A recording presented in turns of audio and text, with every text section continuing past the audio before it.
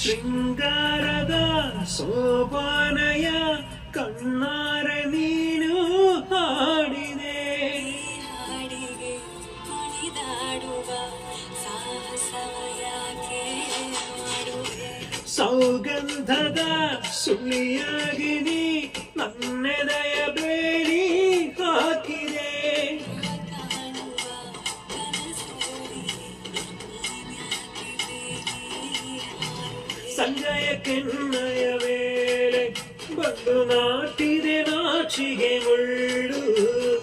ಮನದ ಮಗು ಹಠ ಮಾಡಿದೆ ಮಾಡುವ ಕೊಂಕಾಟವ.